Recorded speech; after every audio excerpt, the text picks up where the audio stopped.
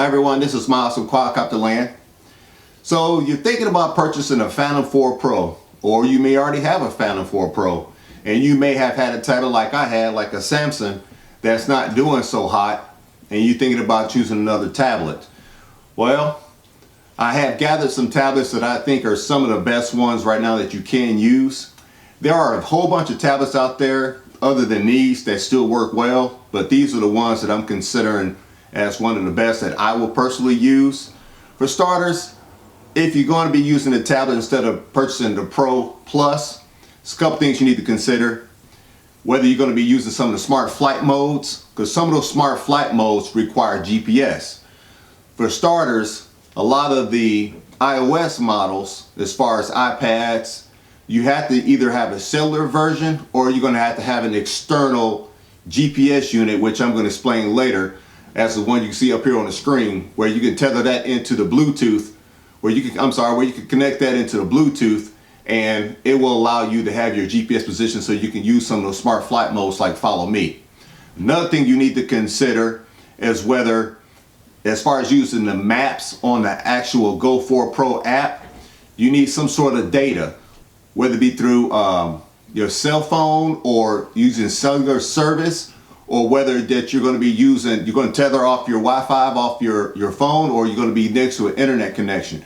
So those you need to keep in mind. One thing you can do is, if you do something like the actual iPad, you can actually tether off your cell phone before you start flying, and that way it'll cache the maps, and then you can go ahead and start flying. But make sure you turn off your phone before you start flying, after you cache the apps, so you don't have any conflicts with the actual Wi-Fi on your phone. Another thing too is, a lot of these Androids already have GPS built into it, where a lot of Apple ones do not. You have to get to the cellular version of the iPad to actually have GPS. But you can also buy it, what I did is I purchased a Garmin GPS unit, which is separate. You can get it about for 90 bucks on Amazon. That'll allow you to use some of the flight modes if you actually need it. Now, if you get a cellular version, that's going to be a lot more expensive. The reason why I went that route, it actually saved me a couple bucks, and I don't have to worry about a contract. I know you can buy the iPads or mini iPads without the service, and still use the GPS on it without actually activating the actual iPad. So one thing I can tell you is, for starters, Android, I think the NVIDIA Shield K1 is still the best tablet as far as Android is concerned. It has a processor that's designed for games, so that means when you're streaming down the 720p video on the actual remote here, it's going to be nice and smooth. You're not going to get a lot of judder. For Android, I think that's perfect. Another nice thing about this is this particular one actually has an HDMI output on it. So if you're going to use it for FPV, that's actually pretty nice, because the standard remote, unless you get the actual P4P Plus, does not have the HDMI, and then you don't have to buy the module. That's a nice thing about that. Another nice thing as far as this tablet is concerned is the size. It fits perfectly inside the actual remote, and it's not too big, it's not too small. It fits right in, just to give you a general idea of what it looks like on here. So it's not too big and gaudy, it's not going to fall out. It's not too heavy either, so that's actually pretty nice. Now, as far as iOS, I think the iPad 4 mini is real nice. One thing I really like about this one, it's got the anti-glare glass on it. When I was flying with it a few days ago, it actually, in bright sunlight without this sunshade, I was actually able to see the screen, and it was fairly clear. I was pretty surprised. And another thing that I like about it is on the operating system on here, it is fairly smooth. I didn't get any crashes out of this. I think just one time I had a glitch. On the actual K1, not really that many either, just a couple on this one. Now, one thing I would say, as far as Samsung tablets, for some reason they do not work well with the DJI Go 4 app. It does work, but sometimes you got to turn the remote on and off a couple times, and your video feed is kind of iffy while you're flying. So that's something you might want to keep in mind. But one thing I can say is, the iPad has impressed me the most. The drawback is it's very expensive. This is a 128 gig model. This one cost me $500. That's where this K1, if you're interested in Android, it's only 200 bucks off of Amazon. That's not bad. Some of the drawbacks I know with the iPad is if you just get the Wi-Fi version, it doesn't have the built-in GPS. So you're gonna need to purchase either an external GPS, which like this one out here on the top of the screen. And another thing that you got to worry about is if you go with the Wi-Fi model and you're trying to load up the apps, you're going to need some sort of form of data, whether you tether off your phone or if you're using somebody's Wi-Fi. The only problem with that is you got to make sure you turn off the Wi-Fi on your phone going to the tablet before you start flying, because you don't want any type of interference. But my personal opinion, as far as screen brightness is concerned, the iPad mini is definitely the brightest. That's why I've got all these turned on so you get a general idea, but I'm gonna go ahead and focus the camera down on so you can see exactly the brightness on these actual tablets. Now if you look at the tablets here, you will see here that the iPad 4 mini is much brighter. This is a 7 Edge from Samsung. That's your K1 from NVIDIA. And then of course you've got the Samsung tablet here. And if you notice, this tablet by far is much more brighter. Another thing too, this one has the anti-glare screen, which is really nice if you in direct sunlight, if you're outside in bright situations. That's why I kind of prefer this tablet. Like I said again, the drawback on this one is it's very expensive. If you notice, between NVIDIA's K1 and also the iPad, it's not as bright.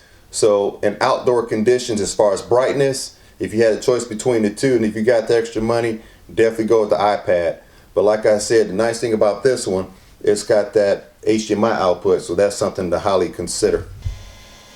So now what we're going to do is we're going to do a test and see which one loads up and which one doesn't give us any problems. So we're going to go ahead and start off with the NVIDIA Shield K1 here. We're going to go ahead and plug that one in and just see exactly how long it takes for it to pop up on the screen. I just plugged it in. As you can see, it popped up pretty fast. So that didn't take too long at all. So I'm gonna hit this Go Fly button, see what it looks like. The screen actually looks pretty good, so that's actually pretty nice. Next one we're gonna try is the actual Galaxy 7 Edge. So we're gonna try that next. So we're gonna go ahead and plug the K1. We're gonna plug up the Edge and see how long it takes that one to load up. As you can see, it picked it up pretty fast as well there. So that worked out pretty good. Now we're going to try the Samsung tablet, which is right here. That one, like I said, is pretty glitchy. I don't want Samsung owners to get mad. Obviously, that's the tablet I had before I started purchasing all these other tablets. And that one is the more glitchy one. So I'm going to plug that one in. I don't know if you just heard that, but for some reason, as you can see, it's not popping up. So I'm going to go ahead and unplug it and try it again right here at the tablet. See how I just tried to pop up? It did not pop up. So I'm going to plug it at the remote and try it again. Try it one more time. One thing about the Samsung tablets, for some reason, they just don't want to pick up. So it's not picking up. So we're going to go ahead and go over here to the Apple. Go ahead and put my fingerprint on there. And I'll lock the screen. There we go. We'll go ahead and try the Apple one. See how that one does.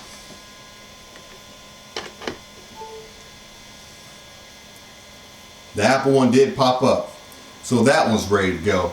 This is the iPad 4 mini right here. So that one popped up pretty fast as well. So as you can see, this device, and this device, those picked up pretty fast.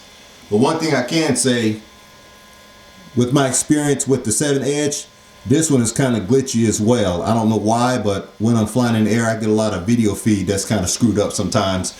I've had a lot of good luck with the actual K1, and I've had a lot of good luck with the actual iPad 4 mini.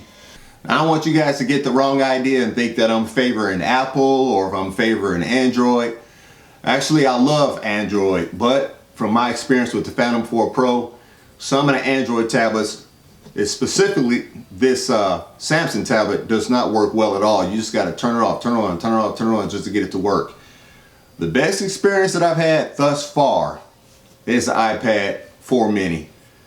And I think there's a couple other iPad tablets I know out there that works for sure, like the 9.7 Pro and the Air. Those work real well as well.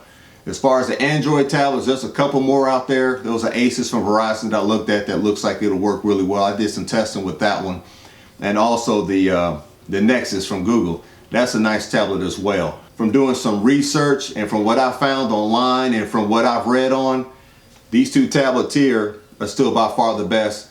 And of course, one of the reasons, like I said again, is the size. The size is perfect for what you're trying to do. It fits into the actual remote nice, and it actually fits into these actual covers, which is nice. This one I got off of Amazon. It's got these little suckers on here, which are pretty nice. You can actually take your tablet and push it down there on there, and it stays actually inside without falling out, without even being inside the actual remote itself. That's actually pretty nice. So, and then you can obviously take it off by hand. I've flown my bird with this actual tablet, and it was actually more immersive as far as me being able to see the video feed, and I think the size is just perfect. The only drawback, it does not have the built-in GPS, so I got it tethered off my phone before I fly to load up the maps, but it loads up actually fairly quickly. The biggest thing that I really like is the anti-glare on this actual tablet, because when I was flying it, even in bright sunlight, I didn't even use this cover, and I was able to see it pretty well, and I was pretty shocked at how well it performed, and it didn't crap out on me not one time. So that's pretty nice. And I don't even like Apple that much. I've just always dealt with Android, but if it works, it works. I like to use stuff that works. So that's the reason why I went with this iPad 4 mini, and it's giving me the less problems. Now, if I want to do some FPV, I'm definitely using this K1, because then I can put on some shark goggles and then see what I'm doing with FPV. So if you like the information I gave you guys, please give me a thumbs up and subscribe. Have a good day.